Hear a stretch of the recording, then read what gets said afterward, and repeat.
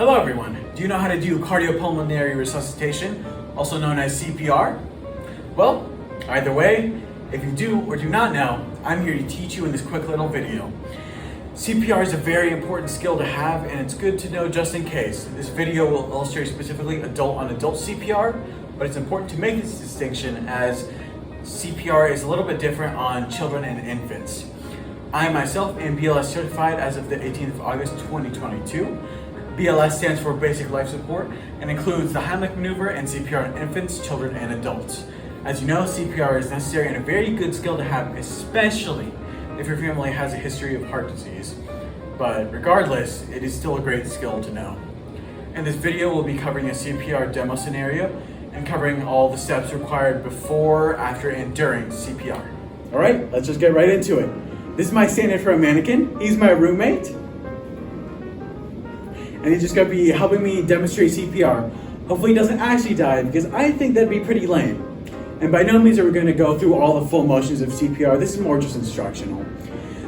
Firstly, we will start by assessing the scene before anything else.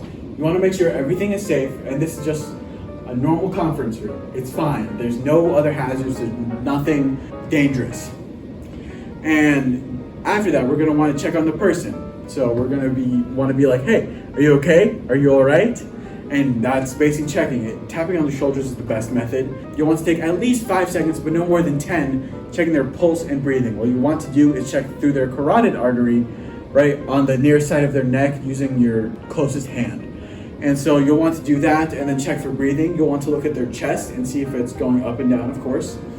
And if of course there's no breathing and no pulse, you want to immediately call 911 to get extra help on the way. Once 911 is there, they'll take care of the situation. Before 911 or EMS arrives, you'll want to begin CPR ASAP. Any assistance to the victim is better than no assistance. To begin CPR, you can either have the hand over hand method, or you can have one hand interlocked with your primary hand you're going to be using. CPR includes both chest compressions and giving the victim breaths. These two coincide with a ratio of 30 compressions to 2 breaths. As for the position of those compressions, you'll want to make them right on the lower half of the breastbone, right about here in the center of the chest. The speed of the compressions is going to be about 100 beats per minute to 120 beats per minute, which is just about a little bit slower than about twice as fast as a clock ticks. And we'll show you how to do the compressions real quick.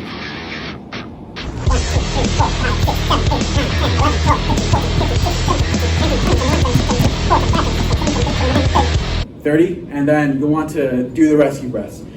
Now, what you're going to want to do for the rescue breaths is, if available, you want to use a bag mask device. But for this presentation, it's more practical CPR, so we'll be demonstrating mouth to mouth, which is what you'll likely just have on hand.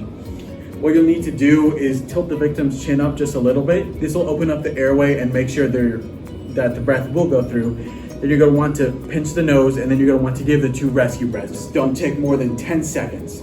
Then you just want to go back to CPR. You're going to want to do CPR until the victim is showing signs of life. My little Squishmallow, which I did the little CPR demonstration on, obviously it's not going to show signs of life. But as so much movies and media portrays it, they're not going to rise up from the dead and be just, and then just realize their whole environment and just be completely conscious. It's likely going to be something minor, not as much as movies show it to be.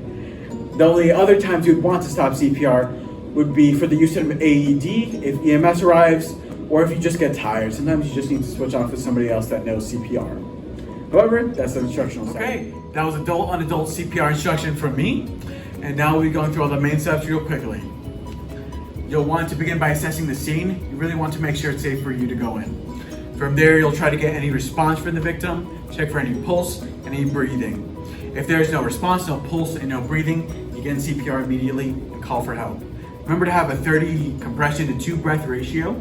From there, you'll want to continue CPR until there's signs of life, EMS arrives, or it's time to use an AED. And that's the whole process of CPR. Just make sure to use it responsibly and have a vague understanding of it, at the very least. I really hope you'll never have to use it. Nonetheless, it's good to know. That's all. Thanks for watching. Have a great day.